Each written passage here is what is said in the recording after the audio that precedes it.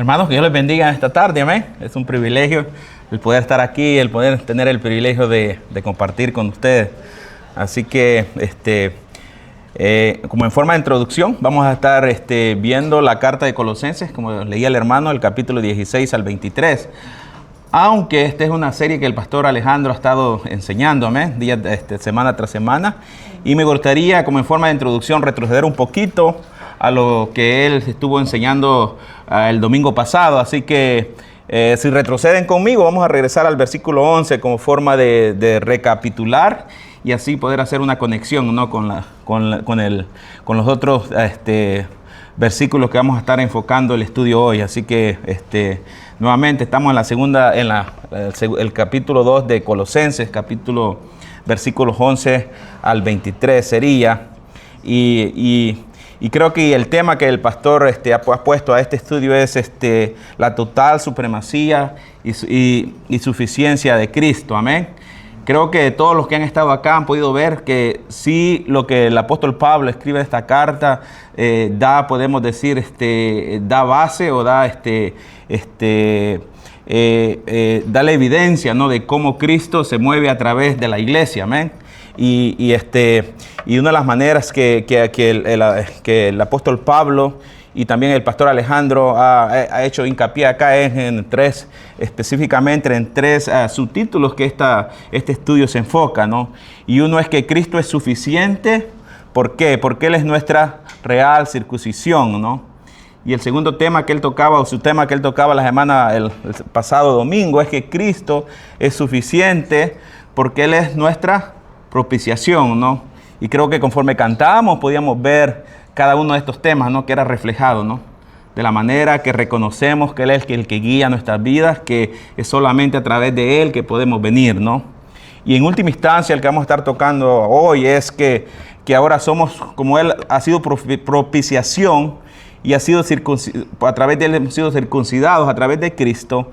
Ahora dice que nuestro cuerpo, dice que somos su cuerpo y nadie tiene nada que añadir. O sea, ya una vez que Cristo nos ha redimido, nos ha comprado con su sangre, no hay nada más que nosotros necesitamos hacer. Amén, para pertenecerle a Él completamente. Y alguna de las cosas que él hacía hincapié era, y les voy a leer rapidito este versículo de 11 al 13, y dice: también en Él ustedes fueron circuncidados con una circuncisión no hecha por manos, al quitar el cuerpo de la carne mediante la circuncisión de Cristo, habiendo sido sepultados con Él en el bautismo, en el cual también han resucitado con Él, por la fe en la acción del poder de Dios, que los resucitó de entre los muertos. Y cuando ustedes estaban muertos en sus delitos y en la circuncisión de su carne, Dios les dio vida eterna juntamente con Cristo.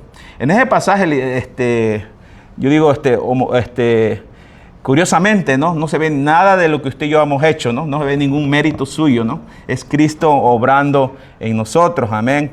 Y una de estas cosas que podemos rescatar es basado en este pasaje, es en primer lugar que la circuncisión era como decía el pastor Alejandro, no era una señal, una señal de pacto, ¿no? Por ejemplo, allá cuando él leía en Génesis 17, 9 y 10, 11, dice esto, ¿no? Estableceré mi pacto contigo y con tu descendencia después de ti por todas sus generaciones, por pacto eterno de ser Dios tuyo y de toda tu descendencia después de ti. Este es mi pacto con ustedes y tu descendencia después de ti, y que ustedes guardarán. Todo varón de entre ustedes será circuncidado en la carne de su prepucio, y esto será la señal de mi pacto con ustedes. Entonces aquí relata el encuentro de Abraham, ¿no? Y mejor dicho, que Dios viene al encuentro a Abraham y le viene a un pacto hacia él, ¿no? Y le dice que el pacto que hace con él es que serán circuncidados, ¿no? Pero esto dice que será una sombra, ¿no? Una sombra de lo que viene. No es algo que va a traer un fruto espiritual, sino es algo que Dios viene al encuentro, ¿no? Pero también allí mismo en Deuteronomio, un poco después nos da este recordatorio y dice así: además el Señor tu Dios circuncidará tu corazón y el corazón de tus descendientes, para que ames al Señor tu Dios con todo tu corazón y con toda tu alma, a fin de que vivas. Aquí está la promesa, ¿no? Aquí está una sombra o digamos un símbolo de lo que Dios iba a hacer en el corazón de cada uno o que ya ha hecho en cada uno de nosotros, todos aquellos que han aceptado como a Cristo como su Señor y Salvador. Así que todo esto apunta a lo importante de esta sombra, es que, vea, apunta a algo que es más importante. Lo importante no es las sombras, vea, no es el símbolo, sino es Cristo Jesús haciendo ese milagro en el corazón de cada persona. Y aquí eso es lo que estamos viendo y estudiando este día, ahí como lo dice este pasaje, ¿no? Dice ahí, también en él ustedes, dice, fueron circuncidados con una circuncisión no hecha por manos al quitar el cuerpo de la carne, sino mediante la circuncisión de Cristo. Amén. Así que la verdadera circuncisión, a lo que apuntaba todo esto, era a la circuncisión del corazón. Pero lo interesante es aquí que no es algo que usted o yo podamos hacer, sino alguien que solo Él podía hacer, ¿no? Y ese es Cristo Jesús, ¿no? Solo Cristo Jesús podía circuncidar su corazón. Vea, los símbolos es algo que cada uno de nosotros puede hacer. Alguien de nosotros puede hacer circuncidarse humanamente hablando. Alguien de nosotros podía presentar sacrificio. Pero la circuncisión del corazón es algo que solo Cristo puede hacer en la vida de cada uno. Entonces, dice acá en Hebreos 13 al 15, dice, habiéndonos perdonado todos los delitos, habiéndonos cancelado el documento de deuda que consistía en decretos contra nosotros y que no era adverso, y lo ha quitado de en medio, clavándolo en la cruz, y habiendo despojado a los poderes y autoridades, hizo de ellos un espectáculo público, triunfando sobre ellos por medio de él. Amén. Entonces, toda la obra que fue hecha es a través de Cristo, y que Él nos limpió de nuestros pecados, nos redimió. Fuimos enterrados con Él, resucitados con Él, y ahora somos su cuerpo, le pertenecemos a Él. Esa es la confianza que tenemos en lo que Jesús hizo por cada uno de nosotros. Amén.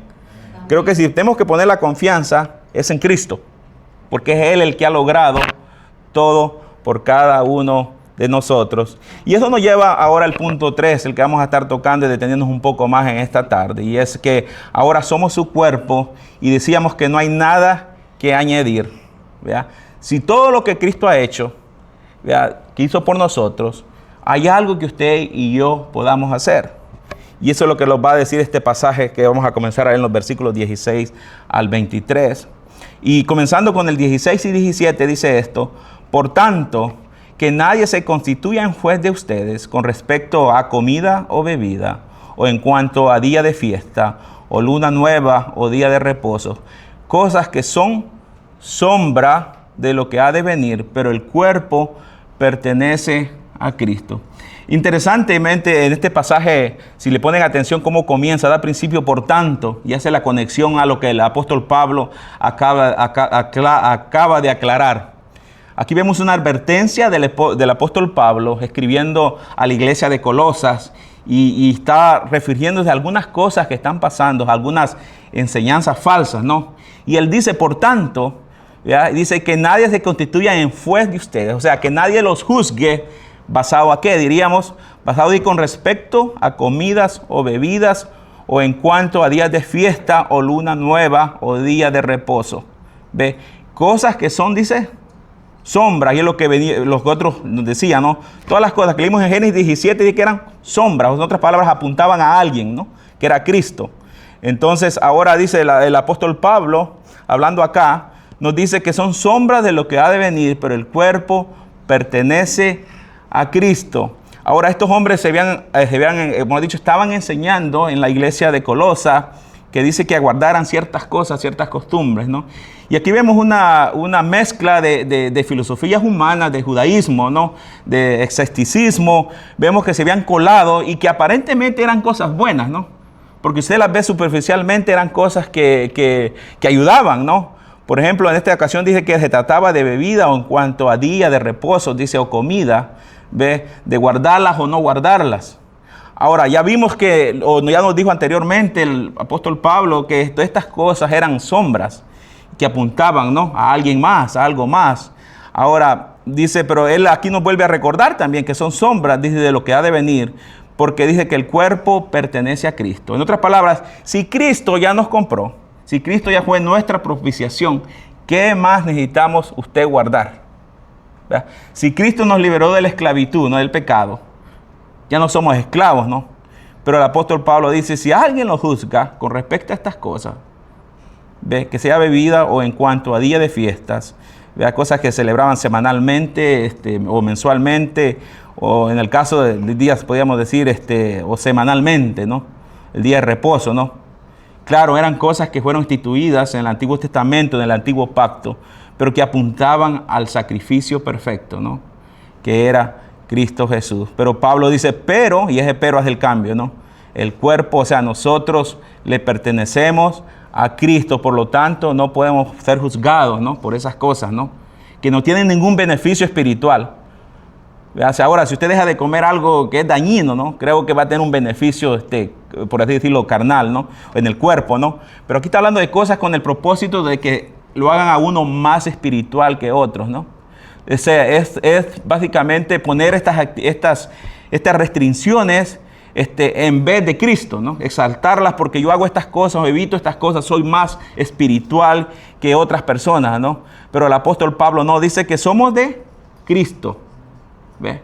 Entonces el centro debe ser Cristo. Y esto es lo que el apóstol Pablo les está recordando. Por eso les dije, por tanto, que nadie se deje, se deje juzgar por estas cosas.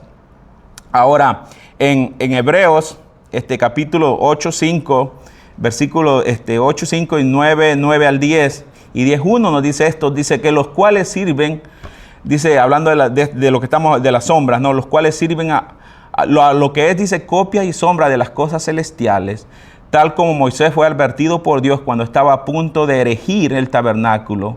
Este es un símbolo para el tiempo presente, según el cual se presentan ofrendas y sacrificios que no pueden hacer perfecto en su conciencia al que practica ese culto, ya que tienen que ver solo con comidas y bebidas y diversos lavamientos, ordenanzas para el cuerpo, impuestos hasta el tiempo de reformar las cosas. La ley solo tiene la sombra de los bienes futuros y no forma misma de las cosas. Nunca puede, por los mismos sacrificios que ellos ofrecen continuamente año tras año, hacer perfectos a los que se acercan. Entonces vemos que esto es un simbolismo, ¿no? Es una copia, dice, y una sombra, ¿no? De lo que había de venir, ¿no? Para el día futuro. Amén. Y esto se acuerdan que lo estuvimos estudiando en el libro de Hebreos, ¿no? Cuando estuvimos estudiando esa serie, ¿no? Ahora, regresando al versículo 18 y 19, el apóstol Pablo continúa diciéndonos esto, ¿no? Exhortándolo a la iglesia de Colosa. Dice, nadie los defraude de su premio deleitándose en la humillación de sí mismo, ni en la adoración de los ángeles, basándose en las visiones que has visto, envanecido sin causa por su mente carnal, pero no haciendo a la cabeza, de la cual todo el cuerpo, nutrido y unido por las coyunturas y ligamentos, crece con un crecimiento que es de Dios. Y aquí hace otra advertencia que dice que nadie los defraude de su premio, deleitándose en la humillación de sí mismo. Aquí vemos otra característica de las enseñanzas que estaban centradas en las personas, ¿no? De estas filosofías humanas, podemos decir, ¿no? Que dice que se estaban deleitando en algo, en la humildad. Aparentemente dice a la humillación de sí mismo. Y también dice en la adoración de los ángeles. Entonces vemos, por así decirlo, estas personas, un enaltecimiento de sí mismo por medio de la práctica de estas cosas humanas que en el sentido bíblico no tenían nada que ver con Cristo, ¿no? En vez, aparentemente podían acercarnos a Cristo, o querían acercarlos, pero en vez de eso lo que era todo lo contrario, ¿no? Era alejarlos de Dios, porque él dice, basándose en las visiones que has visto. Vemos un misticismo de personas que se basaban en estas visiones y las usaban como para obtener autoridad sobre los otros demás, ¿no? Para decir, como yo tengo estas visiones, he tenido todas estas visiones de lo celestial, por lo tanto me considero más espiritual que ustedes, ¿no? Y esto me da más autoridad sobre ustedes. Y esto es por lo que dice que por eso es que usaban esta humildad en sí mismo y esta adoración de ángeles, como diciendo que eran superiores que los demás, ¿no? Entonces esto era lo que se estaba enseñando. Y sabemos que esto, en vez de acercarlos a Cristo, los alejaba de Cristo. Y mire lo que dice, y dice que estaban envanecidos sin causa por su mente carnal. Toda mente que no esté enfocada en Cristo, ¿ve? Que esté enfocada en las cosas del mundo, eso es lo que va a buscar, ¿no? ¿Ve? Entonces, cuando nosotros venimos con una mente y dependemos de Cristo, ponemos nuestra mente en Cristo, vamos a enfocarlos en las cosas de Cristo. Pero estas personas estaban enfocando en las cosas terrenales, ¿verdad? En las obras que ellos podían hacer o se podían hacer. Y esto era lo que estaban enseñando a los demás en la iglesia de Colosas. Pero sigue diciendo, ¿no? Por su mente carnal, pero no haciéndose a la cabeza de la cual todo el cuerpo, nutrido y unido por las coyunturas y ligamentos, dice, crece con un crecimiento que es de Dios. Y aquí usa la cabeza como es enfoque, ¿no? Cuando la iglesia, como dije, Cristo es la cabeza de la iglesia, amén. Cuando el cuerpo depende y toma a Cristo como la cabeza, dice que ese cuerpo se desarrolla en una manera saludable, ¿no? Entonces, cuando la iglesia depende de Cristo y su enfoque es Cristo, o cuando el cuerpo se nutre, ¿no? ¿Verdad? Es cuando hay un crecimiento saludable en la vida de esa persona, ¿no? Así que dice que están ligados por las coyunturas y esos ligamentos, que crece con un crecimiento que es de Dios. Eso es lo que hace Dios en la iglesia, ¿no? En el cuerpo de Cristo. Cuando Él viene a ser la cabeza de la iglesia, ve, y la iglesia depende de Él, venimos a crecer y a ser saludables, amén, juntamente con Cristo.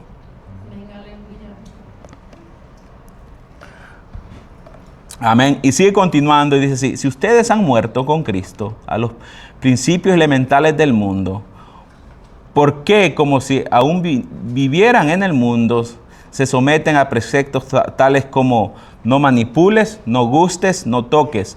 Todos los cuales se refieren a cosas destinadas a perecer con el uso. Según los preceptos y enseñanzas de los hombres, tales cosas tienen a la verdad la apariencia de sabiduría en una religión humana, en la humillación de sí mismo y en el trato severo del cuerpo, pero carecen de valor alguno contra los apetitos de la carne. Y miren, si ustedes, dice, han muerto con Cristo, dice, a los principios elementales del mundo, ¿por qué, si aún vivieran en el mundo, se someten a preceptos tales como no manipules, no gustes y no toques? Ahora, el apóstol Pablo aquí les está diciendo, ¿no? Los cuales era cierto, ¿no? Ellos sí habían muerto con Cristo. Eran personas que habían puesto su fe en Cristo, ¿no? Pero ahora la pregunta que le hace es: ¿por qué, como si aún vivieran en el mundo, se someten a preceptos tales como? ¿Ve? Ahora en el 3.1 dice: si ustedes pues han resucitado con Cristo, busquen las cosas de arriba, nos dice el apóstol Pablo en el versículo 3.1, ¿no? Capítulo 3, versículo 1. Ahora aquí dice que si ellos han muerto, ¿no? Con Cristo, en otras palabras, le pertenecen a Cristo, dice, ¿por qué se someten, ¿ve?, a preceptos tales como no manipules, no gustes, no toques?